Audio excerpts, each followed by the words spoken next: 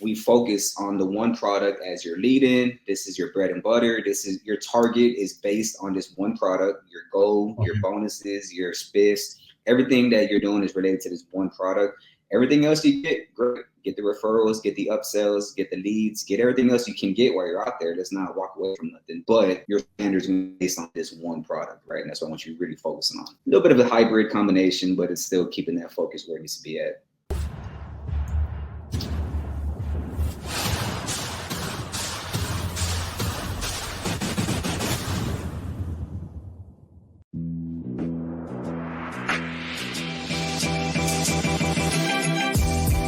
Great experiences build great leaders. Great leaders build great teams. This is Building Great Sales Teams.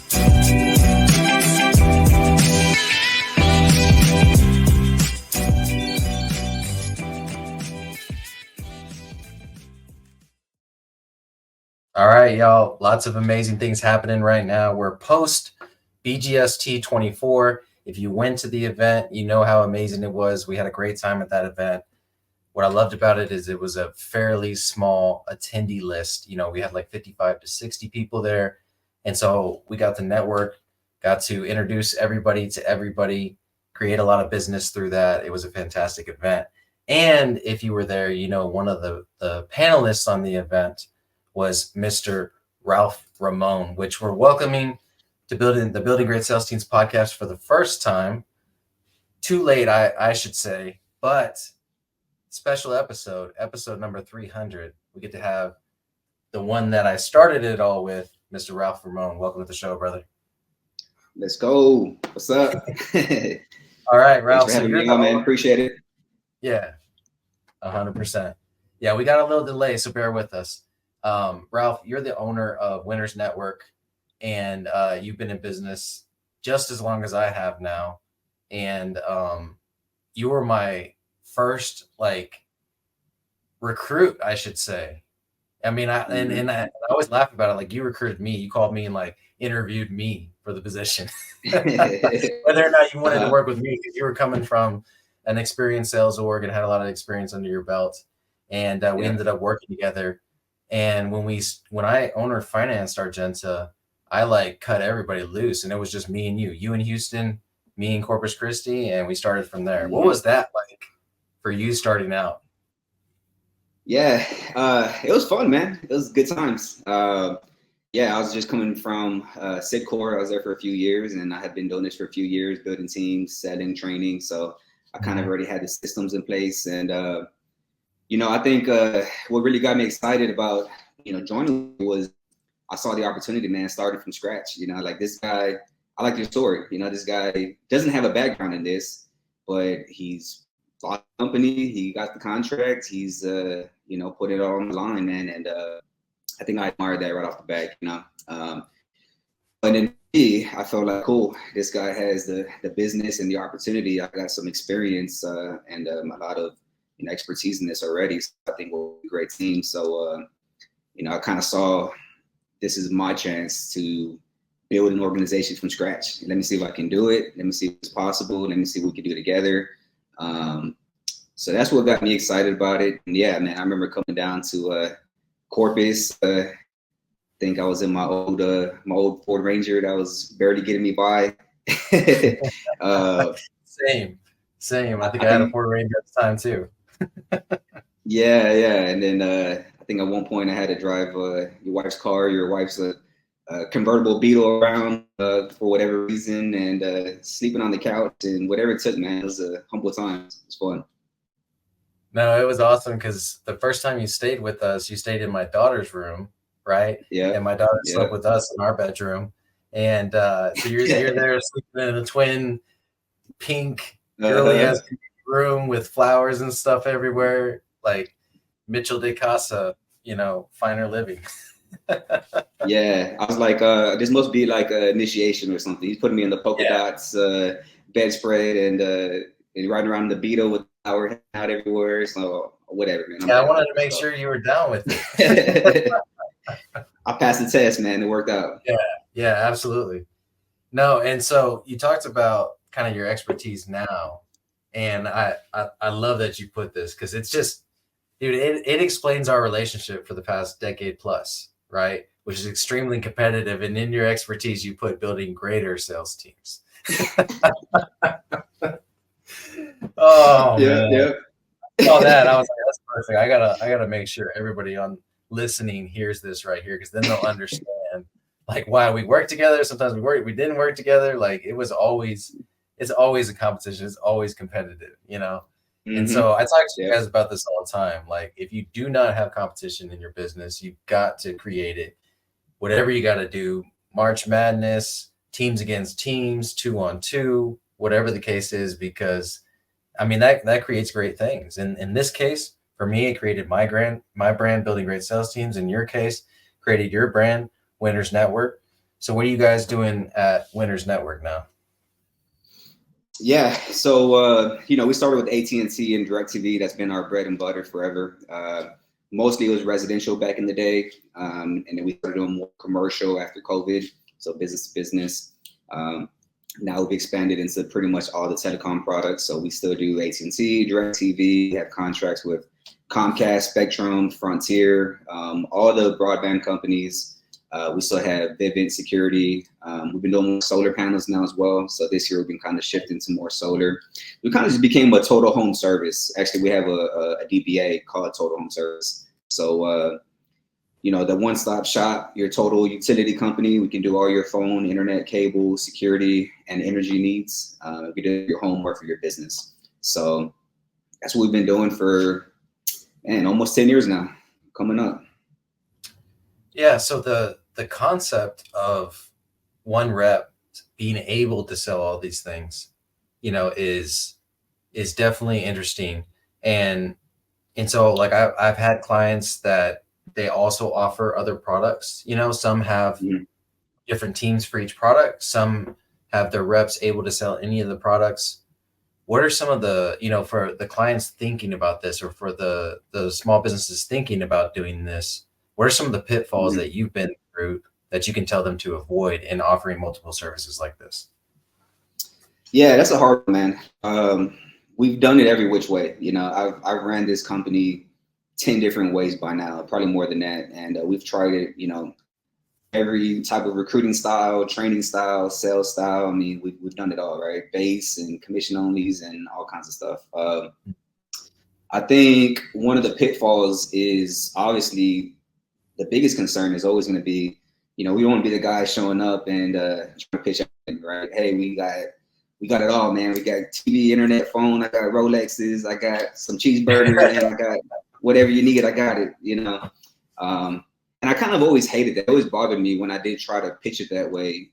Even for me, being out in the field, I would have customers like, oh, man, you just, jack of all trades, right?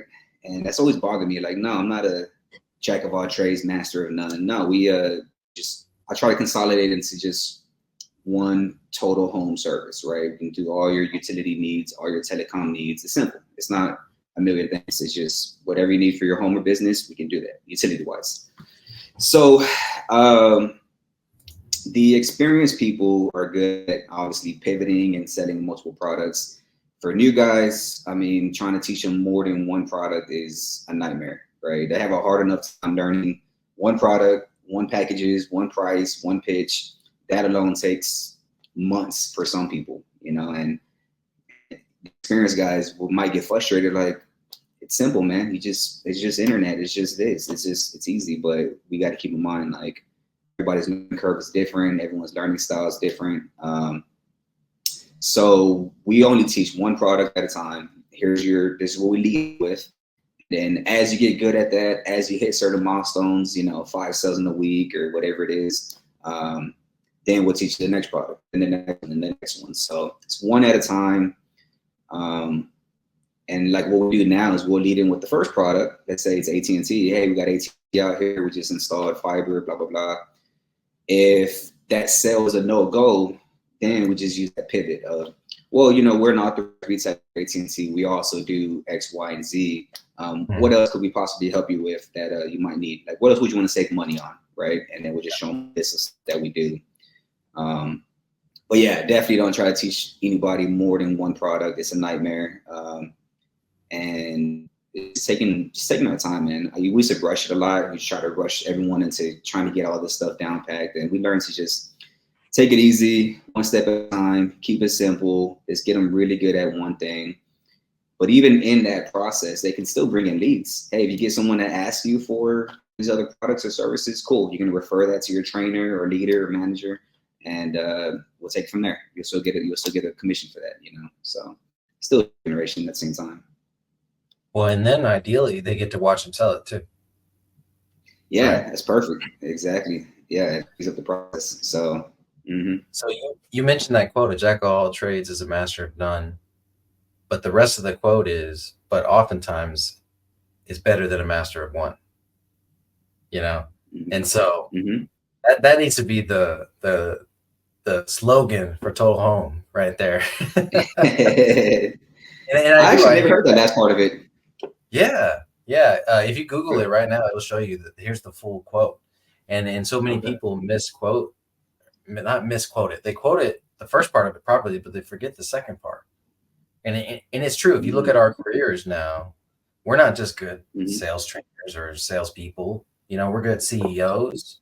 You know, at this point, we're good marketers, right? We're good recruiters. You know, and so yeah, the quote makes so much more sense when you see the rest of it. You know, because it's what your business has evolved into. And so that was going to be one of my questions too. Is like, okay, I start with your company and I learn how to sell internet, right? Or AT&T. And somebody asked me like, hey, do you, or not somebody asked me, but they see in maybe my marketing, my social media or something like that, that we also offer solar, you know what I mean? And so being able to refer out, I think is a huge part of the sales program in this case, right? And then the second part of it, do you find some of your salespeople kind of focusing on one area, you know what I mean? And then not just referring everything else out? Yeah, it happens all the time. So, I mean, usually for anybody brand new, they're going to just start with whatever we teach them, right? And that's it, which maybe it depends on the market, but in some markets might be AT&T, might be Spectrum, might be whatever, right?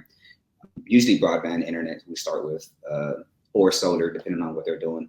But yeah, once someone gets good at it and they find a good little niche and they get comfortable with something, they just want to go lead them with that. I mean, we have guys that only do solar. We have guys that only want to do commercial. We have guys that only want to do residential. You know, I had some guys that only wanted to sell T-Mobile with Net2 phone, which is one of our phone products. And because it was so easy, so simple, the process was like less than 5 minutes. And even though it didn't pay out as much, they just felt so good selling it. Even though I'm like, guys, AT&T will pay you, you know, so much more money. Why are you pitching this? Why are you wasting your time out here with this? And they just got so hooked on closing all of these little deals, but closing 10, 20 a week. They're happy with it. So I'm not gonna say no. I'm gonna try to encourage them a different way. But as long as they're closing deals, all right, cool. Let's see how we can try to add to that. How can we upsell? How can we maximize that opportunity? How can we, you know, really get everything we need out of that household instead of just going after the low-hanging fruit, right? And that's the second part is even the sales that do close, cool. How do we follow up and upsell everything else they left on the table? Do you guys have internal systems for that? Or do you have the reps, like they have SOPs for being able to upsell at a later date? Or how does that work for you guys? For us, we do, it depends. If it's a new rep, then we do it internally. You know, we'll either trainer and manager go out there, maybe the day of the install, maybe after the install to follow up. Internally, we'll do a lot of follow up as well. So we'll do our 222 calls. We'll call them 2 days, 2 weeks, 2 months after the install. Try to upsell. Hey man, did you by the way, did you know that you can get blah blah blah, right? And try to upsell from there. We added a lot of marketing systems. You know, we got some email marketing, text marketing. We do social media marketing. We do Facebook marketing. I mean, we've really added a lot of marketing funnels to our door-to-door process. And that's always kind of been the goal with us is I started off with just building door team. That's all I knew how to do. But we've really expanded into being a true sales and marketing company. So ideally we'll market to a code. You know, we'll do a lot of digital marketing out there, maybe some mailers and advertisements and who knows what. Maybe it's call center. and then we'll send the door-to-door team out there, and then we'll follow up again with more marketing, and just kind of like layers of sales and marketing in one area to really maximize that. So that's the perfect scenario. Of course, it doesn't always happen that way, but that's what we shoot for. Yeah, that's one of my friends introduced me to that a couple of years ago and called it micro-targeting. So basically, there was a study done by Harvard in California, and they went to this neighborhood and they asked everybody in the neighborhood, like, hey, what's the best realtor in town, right? And if they asked 100 people, they got 90 different answers, right? It was rare the answer was the same. And so what they started doing is over the next 6 months, they started micro-targeting, right? They send out a mailer, they send out a postcard, they put signs up at people's houses that allowed them to put signs up and everything. And this was just like a 250 block of homes, right? And then after the 6 months, and then they knocked doors, they did door hangers, all that good stuff. And then after the 6 months, like 70-something% of them said that the fake company or the fake real estate agent that they were marketing was the best real estate agent in town, even though they exist, Man. And so micro-targeting is huge, I love that approach to it, because then it's like, all right, you may start with AT&T or you may start with one of these other services or something like that, but then you could just run it back with the same service, and it's a new campaign or a different service in a new campaign. So that's pretty cool. So what about your opportunity structure? So does it pivot off into these different products where you have certain managers managing certain products, or do you have it set up where it's all inclusive all the way up? I've kept it all inclusive all the way up. So like, again, we tried it every which way. And I think probably the perfect way, I don't know, there's a lot of controversy. There's back and forth on this. There's pros and cons to both ways.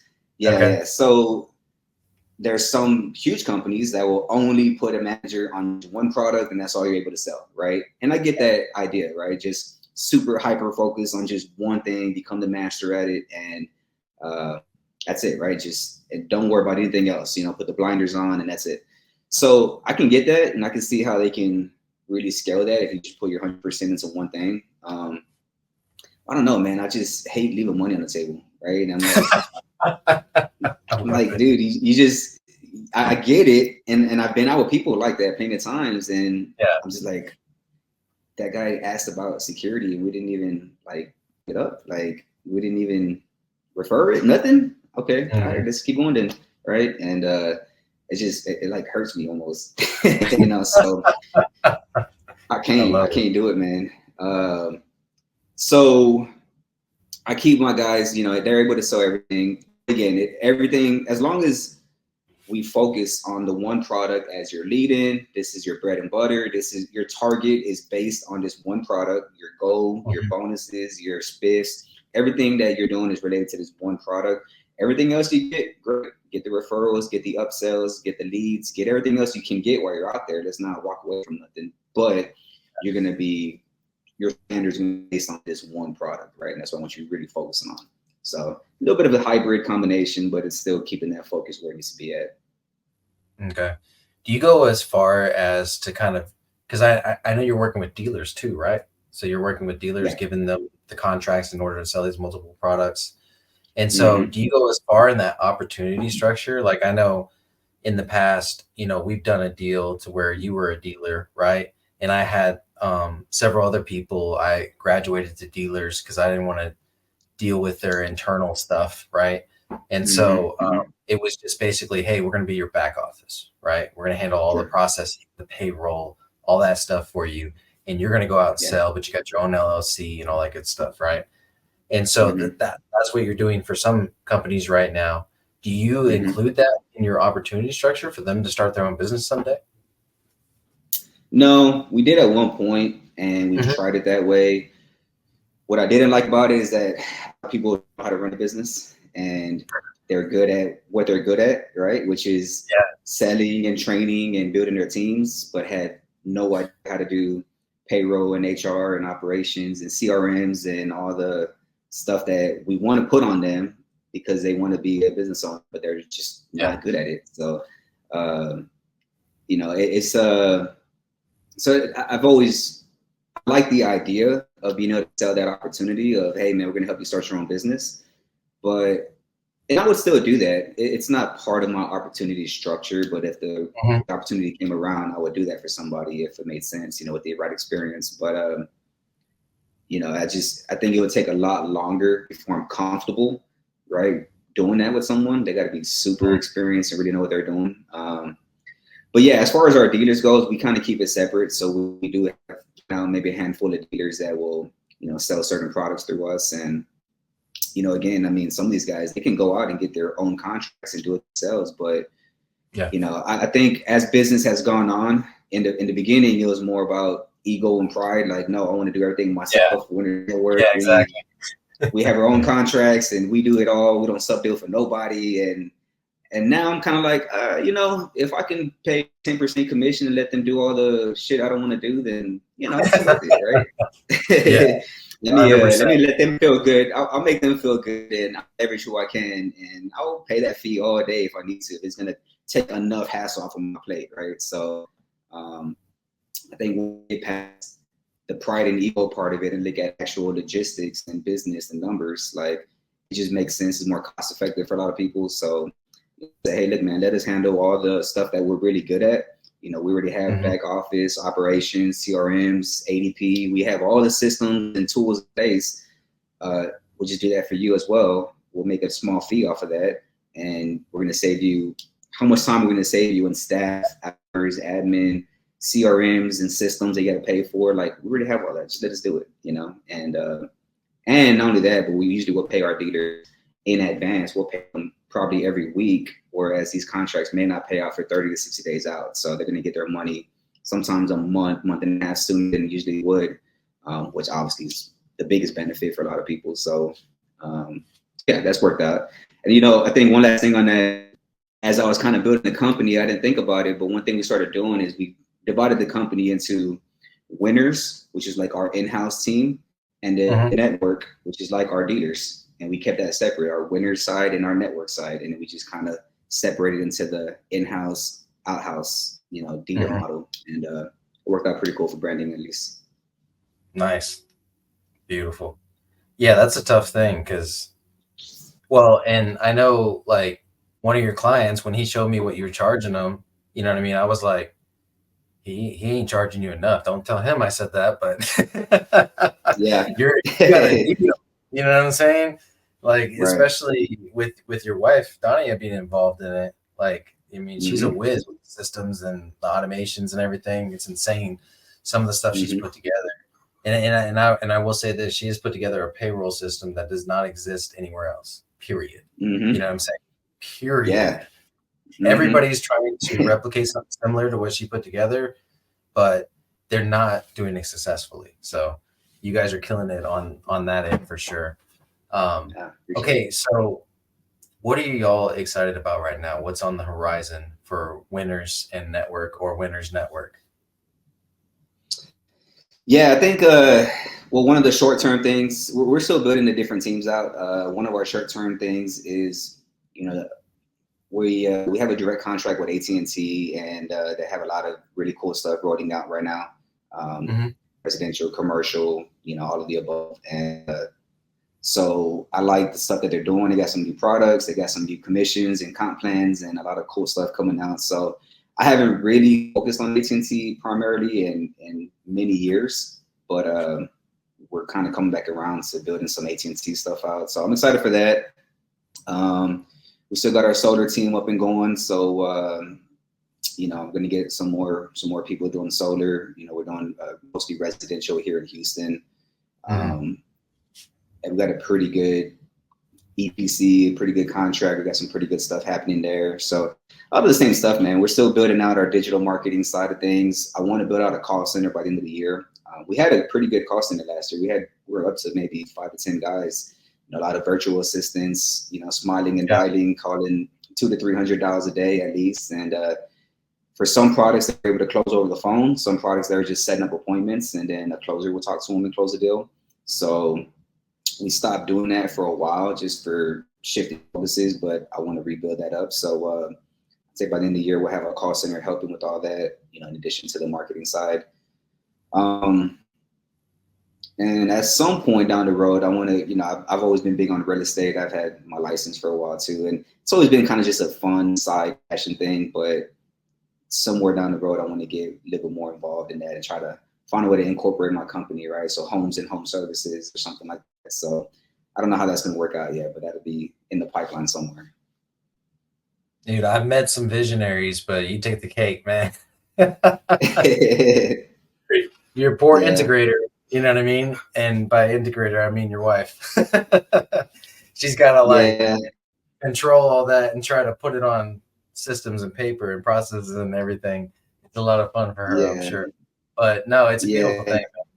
Seeing your growth and development, through social media and stuff like that. And, on the real estate side, I know you've always been very good at that. And now you're educated on it. Now you're gonna become a broker and everything. And so that's exciting. How are you basically putting the hand down to the rest of your team? Is that part of your helping them develop, and saying, hey, you got this big check, what are you going to do with it? You're going to go waste it on, bottles and flexing, or are you going to actually invest it? Are you doing some of that too? I do. Yeah. I'm not really like guiding anybody just yet, but I'm always coaching these guys to invest and just kind of follow what's worked for me. I don't really try to reinvent the wheel, right? I've learned from what works for other people, and I just try to duplicate success. So for myself, I've knocked millions of doors and made thousands and thousands of sales, and I've taken a lot of that money and tried to put it into real estate. I got some rentals, some Airbnbs, I got some stuff there. So I just want to keep building that portfolio up and try to kind of coach and console my guys to do the same, man. Like, invest your money, right? Like, get to a point where you have enough passive income coming in to where now you're building your team, you got your overrides and your money coming in residually. And then you also have these investments with rental income and other stuff coming in. Like, that's how you create wealth. That's how you create freedom. That's how you get to a point where you never have to work again. But we probably still will, because we're businessmen and we're going to keep going, right? So, I've always felt like, this business is it's a self-development business, man. It's personal development. It's really teaching, especially get a lot of young guys coming in, 19, 20 years old, 21, 22, and they don't know, they're hungry and they want to make a lot of money and they live the good life, but have no idea what it really takes to get there and what the steps are, just like myself. When I came in, I started when I was 18, and I just knew I wanted to make millions of dollars. I didn't know how. I didn't know what it's going to take. I just know, just show me the money, man, and tell me what to do, and I'll do it, And somebody gave me the blueprint, and they're like, hey, man, just follow these steps, follow the process, and you will get there. And I did, and it's kind of helped me. So I, pay it forward. Teach my guys the same thing. Like, cool, it's cool to have all these big goals and visions and so forth, but you actually have a plan. You actually have an outline. You actually have a step-by-step where you need to be at next quarter, next year, 5 years, 10 years. Like, you have a strategy to get there, or is it just a dream? Is it a dream or is it a goal? Which one is it? So yeah, man, a lot of self-development, a lot of bringing them to reality, and are you really gonna be able to make this happen or not? And then use motivation, of course. Yeah, that paycheck to paycheck to being wealthy or investing is a whole different game. When we first started having these conversations, they were definitely dreams. You know what I mean? Like, it would be so cool to like go back and see these conversations happen in real time now with our experience now and be like, these dumbass kids right here. I can already see that, because everything's recorded now, you know what I mean? And everything's on social media now. The only thing I posted on social media back then was my political views, which was dumb in itself, right? Yep. I see these. I mean, you saw it at the event last Friday, the picture from back then to the picture now, right? And I see every now and then I'll get like a decade old memory from Facebook, and I'll be like, this kid, this dumbass, like. So I would have loved to see our conversations back then, the things that we went toe to toe on, man, that like didn't even matter. You know what I mean? Yeah. Yeah, we definitely did that quite a bit, man, for sure. Yeah. No, but I love it, man. I love it that we were able to kind of come back together after all this time and have you speak at my event. You know, seeing you up there on that stage and spitting game was really cool. And I'm looking forward to seeing your growth over the next couple of years. And I know this is something you want to step into. You've consulted before, you know what I mean? And so I think you'd be really good at it not for some reason. I know why, but I'll ask you this. Why do you think it's so simple to us how to build out a sales program, but then when we go into other people's companies, they don't even pay attention to it, it seems like, or they expect the salesperson to come up with it all on their own? Do you ever notice that when you see other business owners? Oh yeah, man. I see it all the time, all the time. And I think a lot of businesses and business owners, I mean, they're really good at selling their product, right? Maybe like a lot of roofing companies are really good at roofing. A lot of solar companies are really good at installing solar. I mean, a lot of companies are good at their product. A lot of times it's a service, maybe it's a product. But when it comes to building out a sales program, I mean, sales is the bloodline. I mean, you can have the best product in the world. If you know how to sell it and effectively present it and have a step-by-step process for you guys to follow, you're not gonna be able to build a big team, right? You're gonna get some sales, you're gonna get to a certain level. But it's only gonna take you so far, It's been easy for us because, I mean, it's what I've always known. Like I said, I've done this pretty much right out of high school. So building sales teams, building sales programs, building organizations, that's all we've ever done. That's all I've ever done, at least. Building greater sales teams. Building the greatest sales teams. Sure. Infinity. Yeah. Hashtag infinity. That'd be my podcast. That's gonna be my podcast. Building your sales teams. I would die. That would be awesome. No, last man. Question. Question I often ask on this podcast. Every now and then forget, but I'm not gonna forget this time. I want to hear this one. So what does legacy mean to you, and what legacy do you want to leave behind? Legacy is basically, for me, it's how you're remembered, right? It's how I'm gonna be remembered, how people remember my name once I'm gone, once I pass away, and what I'm gonna leave behind. What kind of impact I'm gonna make, business-wise, personal, professional. So, I think business-wise, what legacy means to me is I'm building a business because I want something to be able to pass on. I want something to outlive myself, right? In the perfect world, my business is going to be around for the next 100 years. I won't. My business will. That means my stories will. That means that, I want to be the person in my family that's like, that changed the family tree forever. It's always like Ed Milet said, there's always one person in the family that comes in. When you see a wealthy family, it's because one person was that guy, right? And he changed it forever. And I want to be that guy for my family. I want to make sure we make a difference, make millions of dollars, build generational wealth, something to pass on to my son.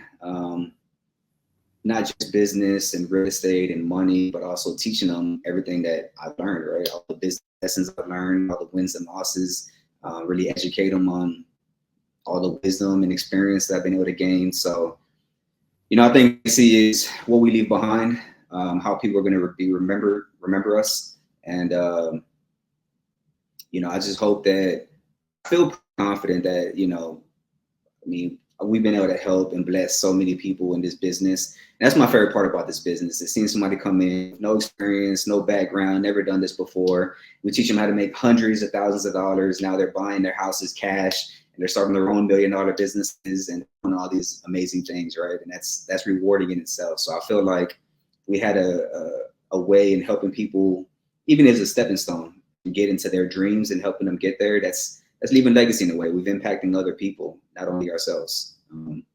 So I think all of that combined is legacy.